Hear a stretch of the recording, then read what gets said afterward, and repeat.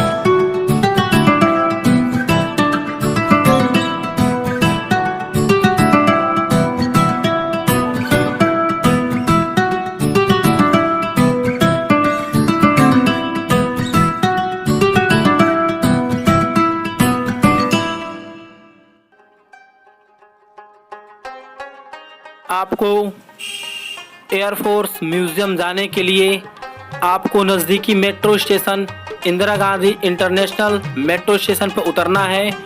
वहां उतरने के बाद आप एयरफोर्स म्यूज़ियम चले जाएं।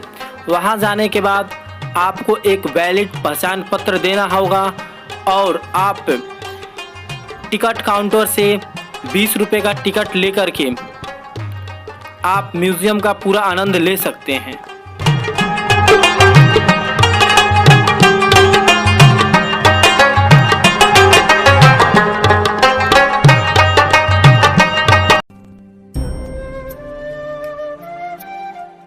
लोंगेवाला का वायु युद्ध 5 सितंबर 1971। सुबह की किरण के साथ साथ ओसीयू के विंग कमांडर MS बाबा के नेतृत्व में 4 भारतीय हंटर लड़ाकू विमानों में पाकिस्तान सेना की एक पूरी टैंक रेजिमेंट को नष्ट कर दिया। इस लड़ाई में पाकिस्तानी सेना के 36 T-59 टैंक और गाड़ियां नष्ट हुई। इस युद्ध में क्षतिग्रस्त हुए T-59 टैंक के अवशेषों को दर्शाया गया है। अब हम लोग एयरफोर्स से इतिहास के बारे में जान लेते हैं।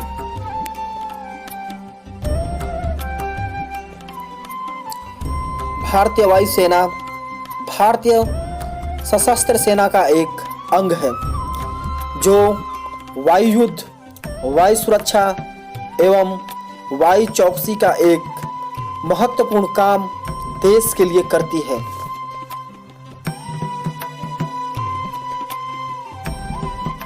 इसकी स्थापना 8 अक्टूबर 1932 को की गई थी। स्वतंत्रता से पूर्व इसे रॉयल इंडियन एयरफोर्स के नाम से जाना जाता था।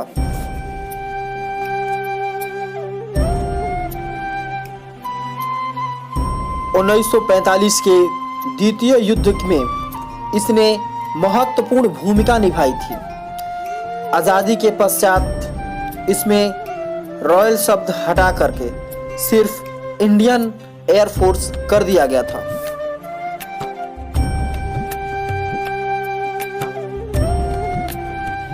आजादी के बाद से ही भारतीय वायुसेना पड़ोसी मुल्क पाकिस्तान से 4 युद्ध और चीन के साथ एक युद्ध में अपनी योगदान दे चुकी है, जिसमें से ऑपरेशन विजय, ऑपरेशन मेघदूत और ऑपरेशन कैक्टस जैसे युद्ध शामिल हैं।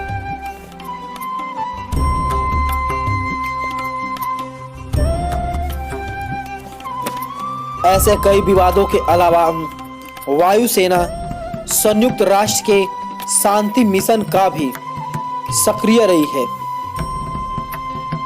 इंडियन एयरफोर्स का मुख्यालय नई दिल्ली में है।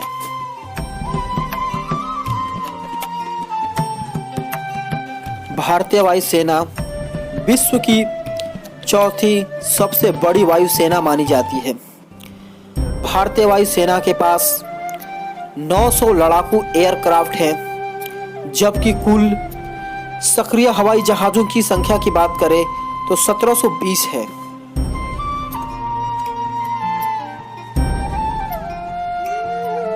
एयरक्राफ्ट की बात की जाए तो भारतीय वायुसेना के पास फिलहाल 7 एयरक्राफ्ट हैं।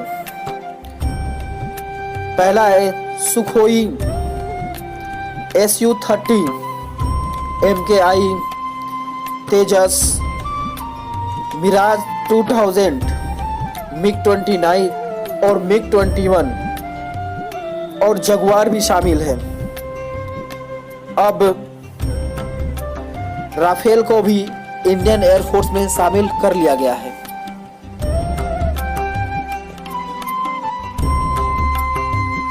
अब मैं आपको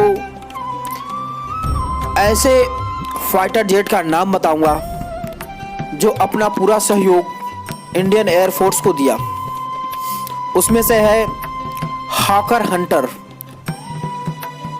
इस आधुनिक वायु विमान के दौरान तब 1961 के विजय ऑपरेशन गोवा में हुई पुलिस कार्यवाही के दौरान 1965 एवं 1971 में भारत पाक युद्ध के दौरान किया गया था।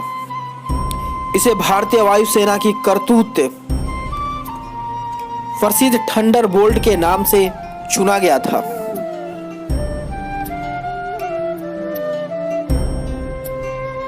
वैसे ही एक और एयरक्राफ्ट जिसका नाम है टेम्पेस्ट, यह अपने समय का सबसे अधिक शक्तिशाली एवं एक इंजन वाला लड़ाकू विमान था। दूसरे विश्व युद्ध के भारतीय सफलता के बाद इसने 1971 में जम्मू कश्मीर संचालक में भाग लिया था और भारतीय सेना को अपना सहयोग दिया था।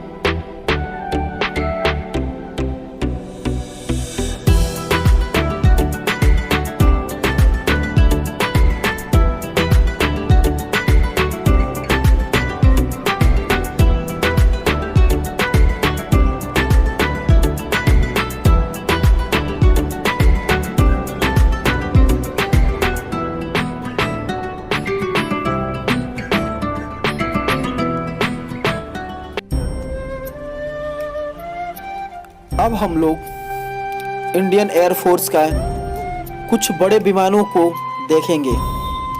इसमें से सबसे पहला है बोइंग C-70 ग्लोब मास्टर।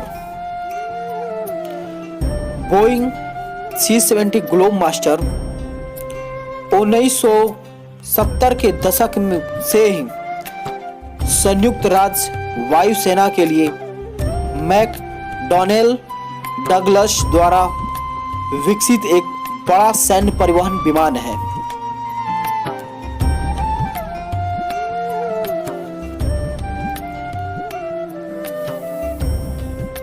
यानी यह एक सामरिक सैन्य परिवहन विमान है। भारतीय वायुसेना और बोइंग ने फरवरी 2011 में 10 C-70 विमान के आदेश के लिए सहमति की थी। विमानों में IL-78 भी शामिल है।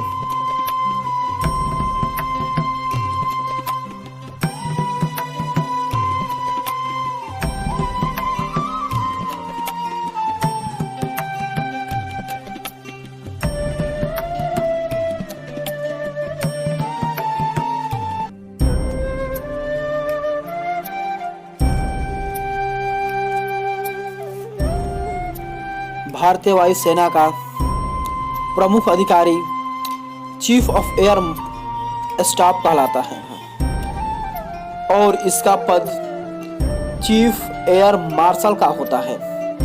वायुसेना का मुख्यालय दिल्ली में है, जिसके द्वारा संपूर्ण संगठन पर नियंत्रण रखा जाता है। वायुसेना का मुख्यालय निम्नलिखित 4 शाखाओं में विभक्त है। पहला एयर स्टाफ शाखा, इसके अंदर सिग्नल, प्रशिक्षण एवं इंटेलिजेंस और मौसम विज्ञान आते हैं। प्रशासनिक में चिकित्सा और लेखा जोखा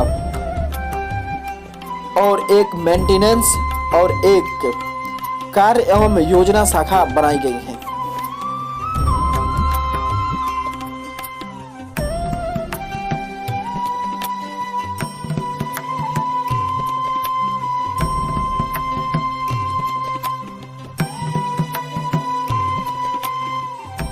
यह भी एक एयरफोर्स म्यूजियम का एक अंग है। इसमें एयरफोर्स के द्वारा जीते गए मेडल, तेजस का एक डमी और इसमें सारे एयरफोर्स स्टाफ के रैंक को दर्शाया गया है।